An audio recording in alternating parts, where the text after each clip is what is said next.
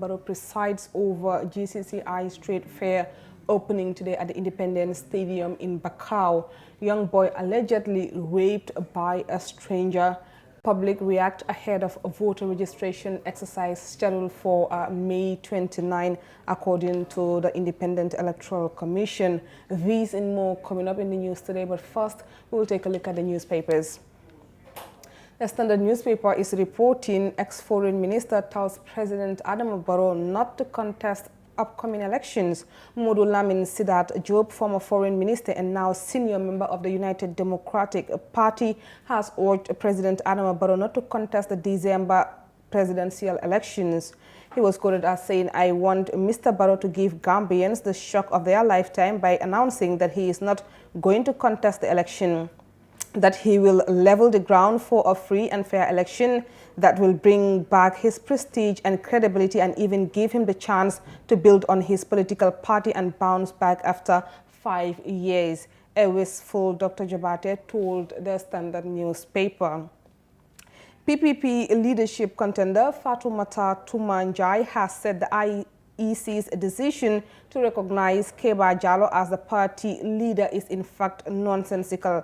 Njai, who is the Banjul South representative at the National Assembly, was expelled after a heated war of words with the party's new executive led by Mr. Keba Jallow. She declared herself the real leader of the PPP and claimed to have the backing of all the regional chairpersons. This was, however, disputed by Keba Nanko, the chairperson of CRR South, who said his support was in fact for Jallow. Army denies soldiers demoralized under President Barrow. The Gambia Army has insisted that morale among its serving members remain high despite the widely held perception that it has become demoralized under President Adama Barrow owing to unfavorable conditions of service. This was believed to have led to mass voluntary resignations of soldiers from the army. At an ECOWAS summit last September, President Barrow appealed for the economic mission, which was nearing completion of its operations, to continue for another year, saying it was a stabilizing presence in the country. However, not all Gambians agreed that the mission should stay, with many concluding its continuing presence was dispiriting the Gambian army. But Army PRO Major Lamin K. Sanyang said reports of high attrition of personnel from the army are nothing but lies.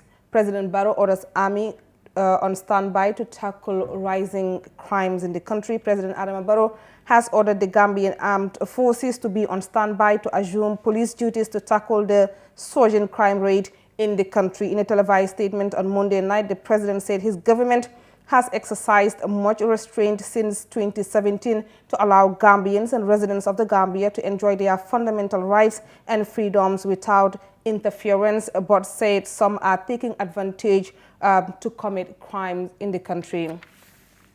Police investigate a viral mob justice video making the rounds on social media. Gambia police have opened investigations into the numerous viral videos in which alleged thieves appear to have been publicly tortured, saying they are deeply concerned about the circulation of such footages on social media.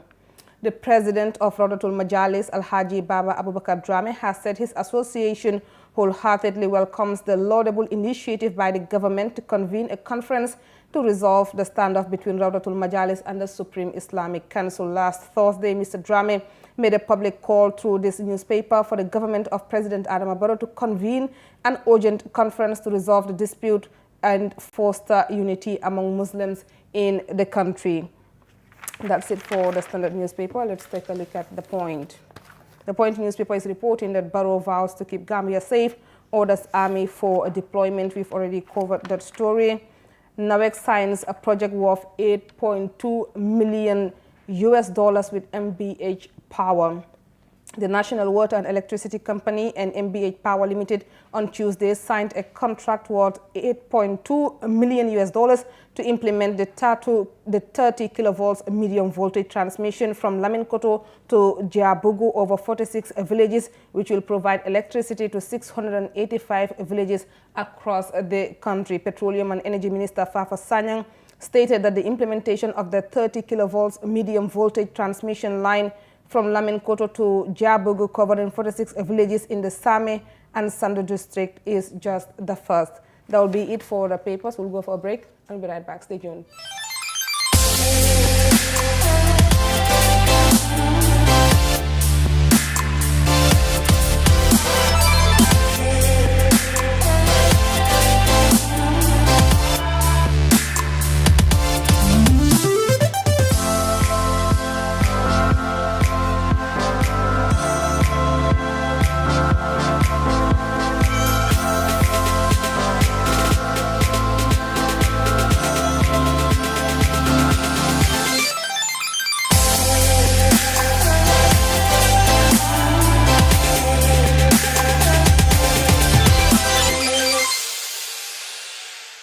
Welcome back. And now Trade Fair Gambia International is an annual event organized by the Gambia Chamber of Commerce and Industry for Gambian businesses to showcase their products and services to the public, generate sales, and also an adventure for international participants to discover Gambia and her cultural diversity. His Excellency President Adama Barrow was the chief patron for this year's opening ceremony.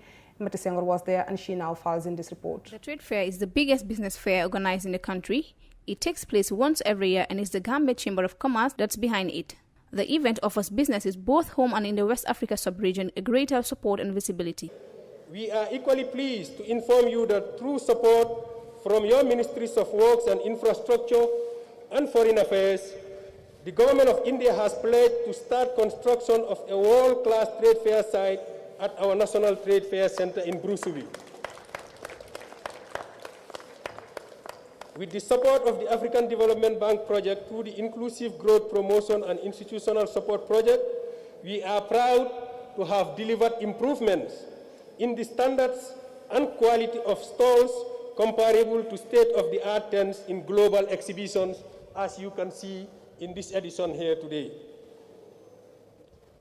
The project has went further, Your Excellency, to support the GCCI in commissioning a 140 kilowatt solar system which is being used at the GCCI office and trade fair site to promote the use of renewable energy amongst the private sector and promote greener and environmentally friendly businesses.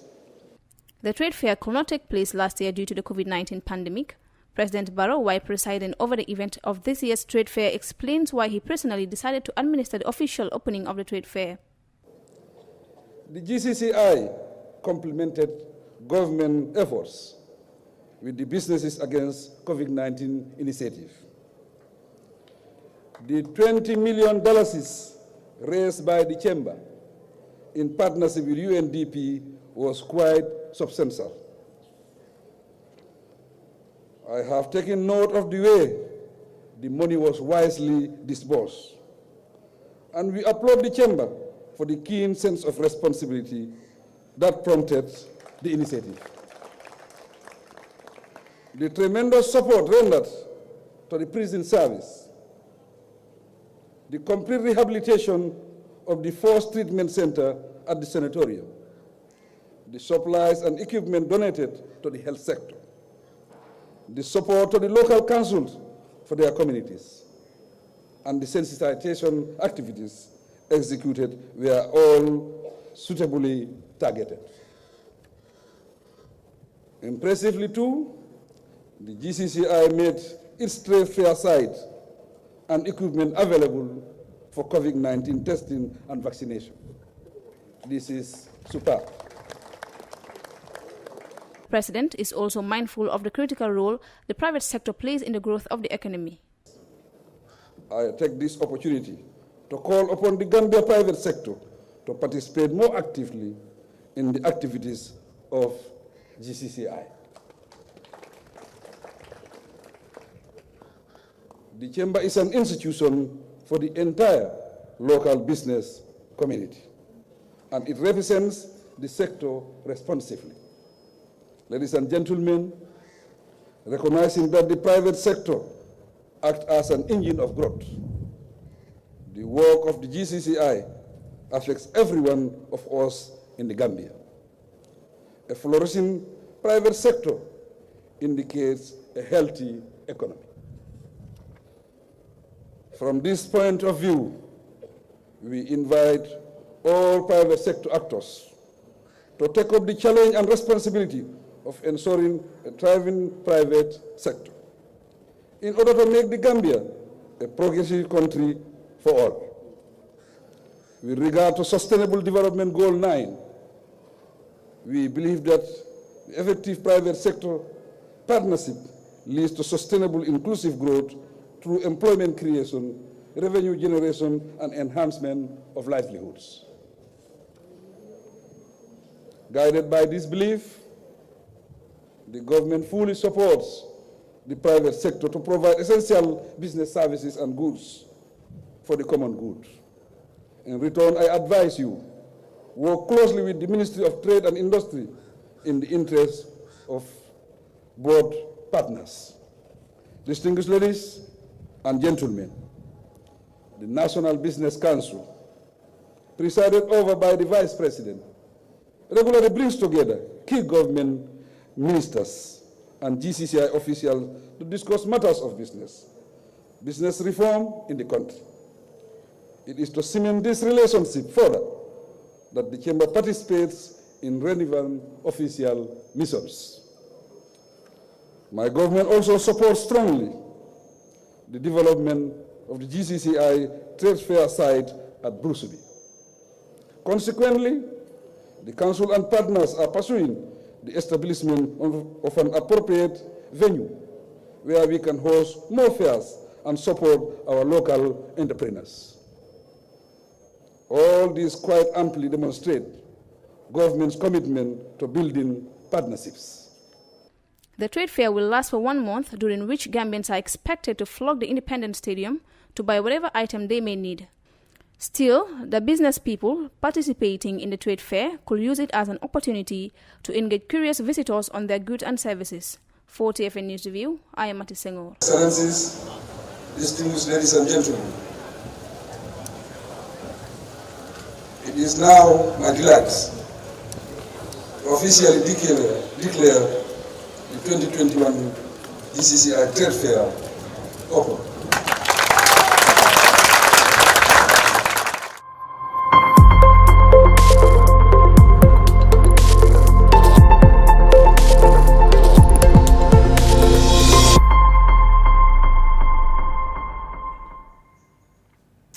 Welcome back. A family has been left in complete shock and trauma after their 11-year-old son was allegedly raped by a stranger. The stranger allegedly raped the minor at an abandoned building this past Saturday. Mudiwangom reports.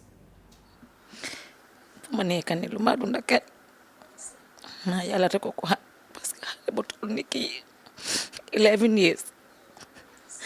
Nga jël ponkalim góor bu di ko réeb muy jooy si loxo di ko ne oncle balal ma muy ko wax ne dinaa jël bloc bi toj sa bopp bi soo yuuxoo muy jël métit boobu noonu di dundee métit boobu noonu fu mu nekk di yàlla rek a xam lu maa dund. The alleged rapist approached 6 boys who happened to be a part of a junior football academy in KM Town in total disguise, pretending to be one of their new trainers, and called out to them. The oldest of them stood up, assuming that he was referring to him, but his target was set on the youngest amongst them, an 11-year-old young boy. He told the boy to come with him and assist him in transporting a few training essentials to the field. Innocent and trusting, he followed the alleged rapist and was led to an abandoned school building in Kanifing, where nothing less than absolute horror awaited him. The 11-year-old victim was forced to strip and was allegedly brutally raped on this very mattress.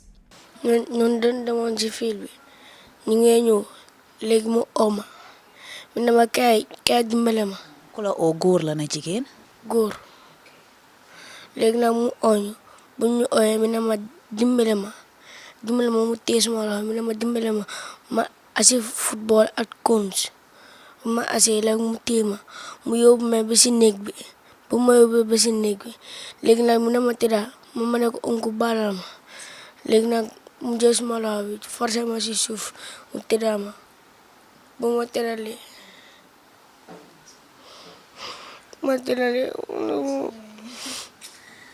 so sorry.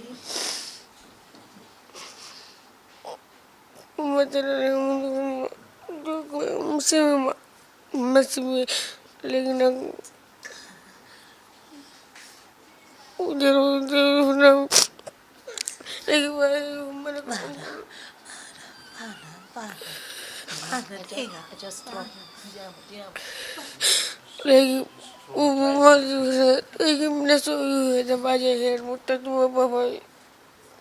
Lagi nak mana ko ongko bala malun lagi nak mutel minasok mo bahay nak dapat tot mababai. Lagi nak mana lagi mana ko ongko bala mina bena lag bena mabako lagi babai.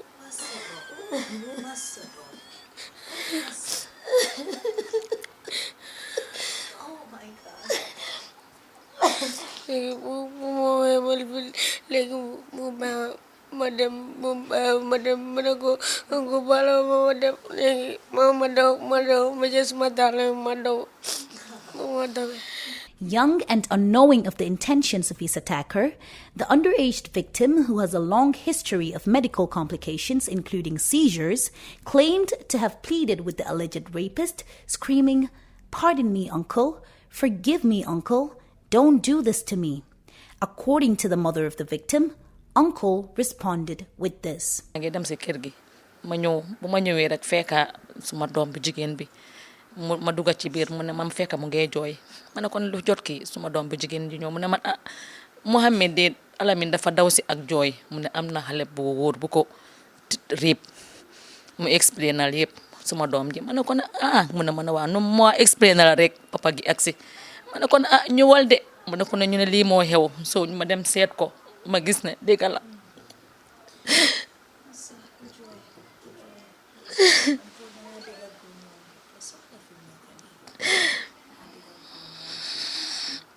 baraale boo xam ne sa wérut su fekkee ne sa dafa am doole sa waaye 11 years kii ñëpp xam nañ mboolem suma famille ñëpp xam nañ ne kii nekkut ku wér dafa dem football ñëw rek mu tëdda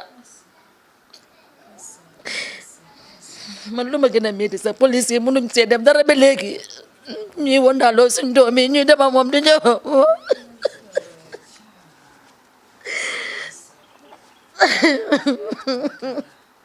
After he escaped from the scene and managed to flee back home, the parents rushed him to the Canifing police station, where they were informed that rape offences aren't a part of their jurisdiction, referring them to Old Joshuang police station instead, where they were escorted to the Canifing hospital by police officials. The victim is my son. He's just 11 years old. Now, for somebody who's just hearing about this incident, this very, very unfortunate incident, might I add, for the first time, very curious about the details about it, how would you relate to them? Well, actually, the thing happened while I was at work.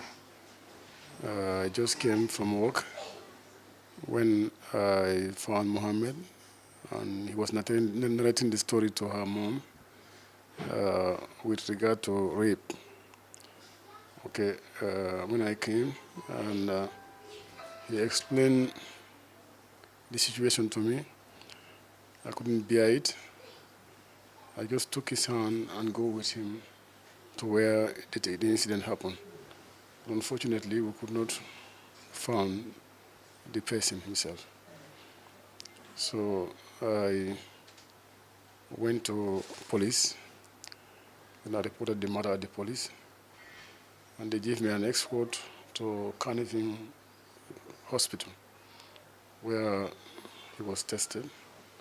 It was found that he got some wounds around his anus, and which proved that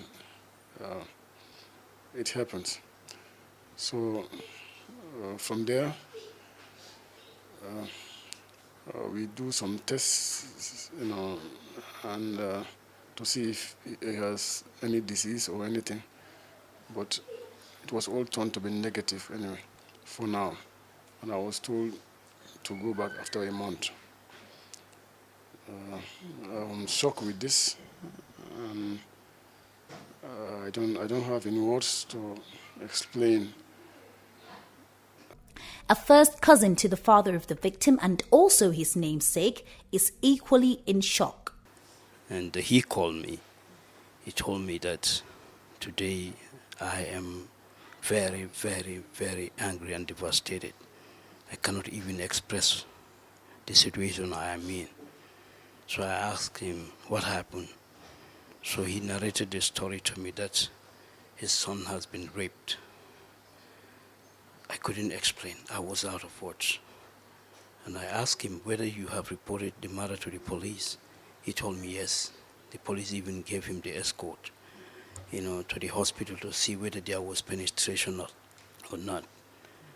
And according to the report, there was penetration, because it has some wounds around his anus. And so I just packed up. I told him I'm coming. I'm on my way coming there. So when I arrived, I found my nephew. He was laying down. Cannot even move because he was too shocked and devastated too. Because you cannot imagine, a minor, just about 11 years, somebody just deceived him. Because, boys, we know, these little guys, they like to play football around. And this guy just came, an elderly person, because I asked him, how does he look like? He told me he's kind of skinny and built tall, with beards, and mustache. So I know that he is a grown-up somebody. He deceived him and took him to a very calm, not a noisy place anyway, just like bush, one can say, full of grass, and forced him on the ground. He's too young. He cannot resist.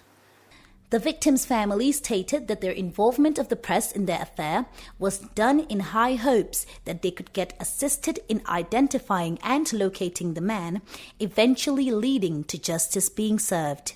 We contacted the police PRO, Superintendent Laminjai, but he could not immediately comment on the issue. Reporting for the Fatu Network's News Review, I am Mudiwangam. Tough Africa Global presents the new Tulip Gardens. Tough Tulip Gardens is set to comprise service plots in sizes ranging from 220 to 570 meters square. Deposit as low as $83,600 is only an 18-month interest-free payment plan with only 20% deposit on the service plots. Please contact 376-2333 or 776-2333. Free. Tough Africa Global. Welcome back. That story is one of those things that actually makes someone want to throw up, flat out disgusting, and I hope that the perpetrator is caught to prevent other children lives from being destroyed. And moving on to our next story, in accordance with Section 14 of the Election Act, the Independent Electoral Commission has made announcement that it shall be conducting a general registration of voters from May 29. Osman Jatta sound the opinion of Gambians to know how they are in fact preparing for the upcoming voter registration exercise, and he now files in this report. The primary purpose of the registration exercise is to confirm an individual's eligibility to vote in the national, provincial, regional or local elections. Gauging the opinion of Gambians on the voter registration exercise, many seem to be more than ready to take part in the upcoming registration. I can fight it. You can't fight because Belta president not. President mantra siri mokle ni aje molbe ni kafu bela but black and dolo ni kamise mol sambano tol fanam bebo folo ka bri drive fall fo mo kote gol million ko banku din kendo lam ko ba fine kan definitely. The 2016 presidential election was seen as a historic one, which saw incumbent Yahya Jammeh voted out of office after serving for 22 years. However, with more than 15 political parties already registered, most Gambians have started predicting that this year's election is going to be very interesting as the public cries in frustration with the high crime rates and the sudden increase of the price of commodities. Momo voters card man tarebulu so ila nyantolem pour ya nyini because niaje be proud la kaje ko ntemu banku dingol ti anyanta ila voters card nyanta tare balale because ita fono la ko ita bita kelol la atara kelela mantare balo bala so ni be kidila ka fo kon temu banko dingol de nyanta tandi la nyina la ke si ke bankarte o fayla na fata wala because ni te ko xam nga même président ñun support so e bankarte o ñum fayla ita la vote ika tale ya diata la so amen sense me gete ka fo mole kon temu banko dingol te whilst imam pare involve la ñin carte fayo kono so pour que fanse bentu ya ka tandi ko lam itamu banko dingo to nyamalti den ndemi mira nyande la carte ke so kumayandi la bake. A voters list enables the Election Management Authority to separate the function of verifying eligibility from the function of controlling the legitimacy of the voting process. Funding goal no funding o carte fay so am so gol di carte fay nyandol dem yalango bango dingo be nyanda kalole ya carte fay gosof olo muy la carte ke so lo muy la ila sembodi carte ke so lo muy la pawadi pour ila fongi le kamosoro ila famin fala ya fo so diam bije kay bo ni carte soro ni carte fay waro sida ambe nga findi nga ken ka gilindi nga carte fay kayrola nga janjang kayrola wala ma be tan flode because of ni carte fay o ta mo le kele sembo no so ni man carte fay de sembo no han fo han yakuma fo nan amon na fa soro because ni ndela carte fay la e sembo soro so funding ko ande nga kata nga kilindi nga carte fay bango ka kayro nga be gilin kayro di nga janjang kayrola ni aje na registration ni aje mban no ma bake kantun tolbe dami bandi kam man jen soto still now so lat na andu fana ne sita o nyaama man karto fana fay yalla to diam nola so this is the problem so ni lafta kula ko kula plan so this is my way dal nde bol koto. The presidential election is scheduled for December 4, 2021 to be followed by the legislative and local government elections on 22nd April 2022. Now, Gambians have huge decision to make as to whom they will elect as their next leader. However, any candidate who wants to win the race to the State House must be ready to put the interests of Gambians first. Reporting for the Fatu Network News Review, Osman Jata. The People's Democratic Organization for Independence and Socialism, otherwise known as DOI, launched their transformative agenda at the Caribbean Hotel on Tuesday. More in this report. As the race to the State House intensifies, the People's Democratic Organization for Independence and Socialism on Tuesday launched their party's transformative agenda, which, according to the party leader, reflects the suffering of the Gambian people and what ought to be done to address them. Halifa Sallah stressed that ignorance and poverty are the main problems Gambians continue to face, urging them to engage in some soul-searching and be ready to take back what is rightfully theirs. We are ignorant. That's not really an insult. It includes me. And that we must search for ourselves, within ourselves, who we are. That is the journey that we must enter today. Who are we? And no one should leave here today without knowing who you are. Every citizen of a republic has a contract with nation and people. You will either fulfill that contract, and then you will be honored and absolved, or betray the contract and be condemned by history to live in poverty until you die in poverty. We can only live in liberty, dignity, and prosperity if we fulfill that contract. And for 51 years, for some, because of interest, and for others, because of ignorance, the vast majority of Gambian people have been betraying that contract. That is why we've been living in poverty. That is why injustice prevails.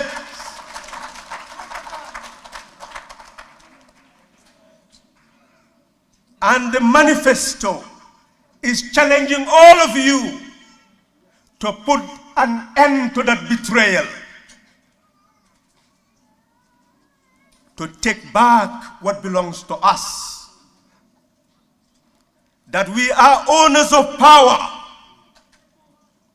we are owners of the wealth of this land, 200 nautical miles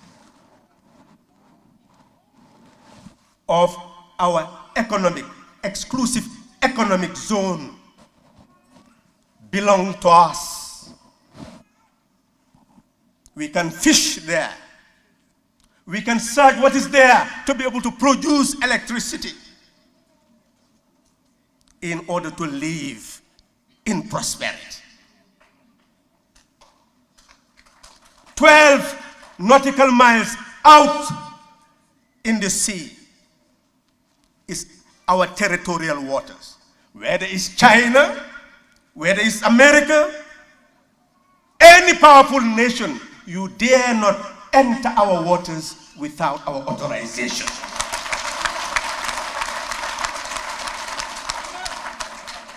We should not allow anybody to go there and pollute it. We can punish you. Fish there, we can punish you unless we give you the license to do so. Salah said within 6 months of a Doyle administration, we will get the historiographers, cadastral mappers together, because Doyle is saying we will create an expert bank. Knowledgeable Gambians will be mobilized and turned into an expert bank. And the knowledge we have and the knowledge they have will put it together and build the destiny that we deserve.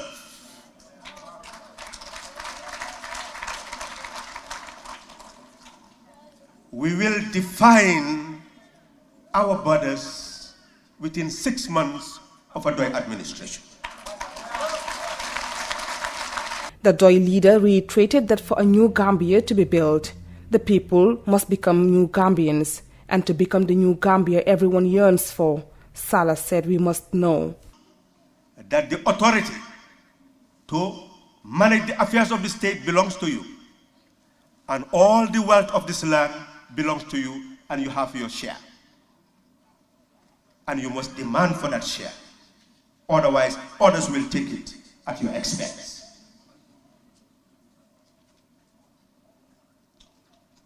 The transformative agenda is founded on those principles of building a sovereign republic that will owe no allegiance, obedience, or adherence to any foreign power or state, and to nurture a sovereign Gambian who will not accept to be under the domination of any other human being on the face of the earth. Speaking on the current situation of the country's economy, Halifa Sallah dismissed claims that Gambia is a poor country, arguing that the wealth is in fact here, but the know-how on how to harvest that wealth remains a major challenge. Our disease is the suffering of the poverty of the mind. Illness of the poverty of the mind, not the poverty of resources. We are here today to put an end to that poverty, to ensure that we have mental liberation, to understand the knowledge we need in order to build the country that is fit for us. What is that knowledge? The state, according to the manifesto, must be a cooperative state belonging to all of us in equal measure. While the Doyle manifesto touched on all the sectors of the economy, Halifa Sallah said it was now time to have a government that exists for people and not people for government. For TFN News, I am Sadia Brito. This now brings us to the end of the show. Do join our editor-in-chief, Alamin Jai, tomorrow if you can. Thank you very much for watching and have a good day.